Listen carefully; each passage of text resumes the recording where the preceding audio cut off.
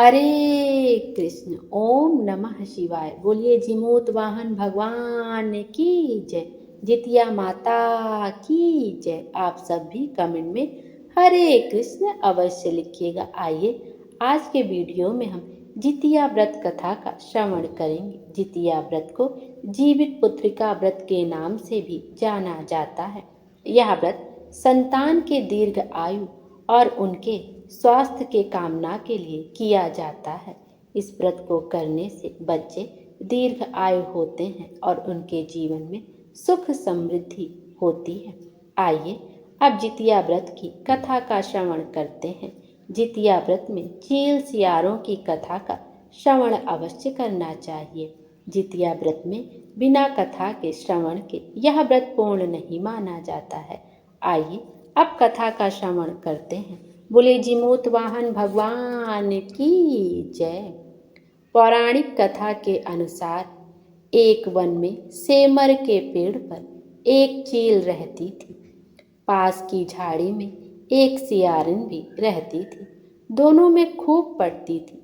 चील जो कुछ भी खाने को लेकर आती उसमें से सियारिन के लिए जरूर हिस्सा रखती थी। सियारिन भी चील को ऐसा ही ध्यान रखती। इस तरह दोनों का जीवन आनंद से कट रहा था। एक बार वन के पास गांव में औरतें जितिया के पूजा की तैयारी कर रही थीं। चील ने उस व्रत को बड़े ध्यान से देखा और अपनी सखी सियारिन को भी आकर उस व्रत के बारे में बताया। फिर चील और सियारिन ने तय किया कि वो भी यह व्रत करेंगे।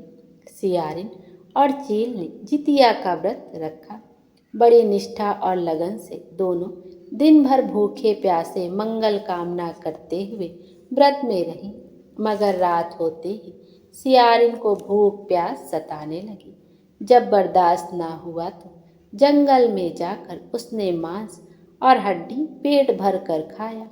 चील ने हड्डी चबाने की कड़कड़ की आवाज़ सुनी तो पूछा कि यह कैसी आवाज़ है।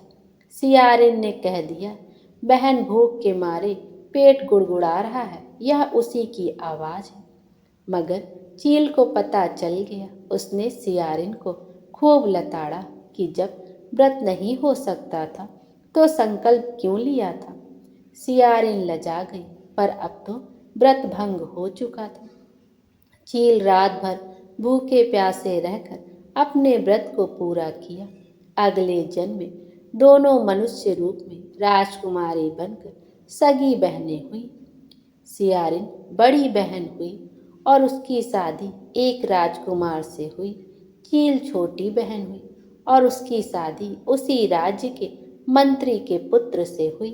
बाद में दोनों राजा और मंत्री बने। सियारिन रानी के जो भी बच्चे होते वे मर जाते, जबकि चील के बच्चे स्वस्थ और हट्टे कट्टे रहते। इससे उसे जलन होती। उसने कभी उनका सर कटवाकर डब्बे में बंद करा दिया, पर वह शीश मिठाई बन जाते और बच्चों का बाल तक बाका ना होता। बार बार उसने अपनी बहन के बच्चों और उसके पति को मारने का बहुत प्रयास किया, पर वह सफल ना हुई। आखिरकार दयायोग से उसे भूल का आभास हुआ। उसने अपनी बहन से क्षमा मांगी और बहन के बताने पर जीवित पुत्र का व्रत विधि विधान से किया तो उसके पुत्र भी जीवित रहे। बोलिए जिमूत वाहन भगवान की जय।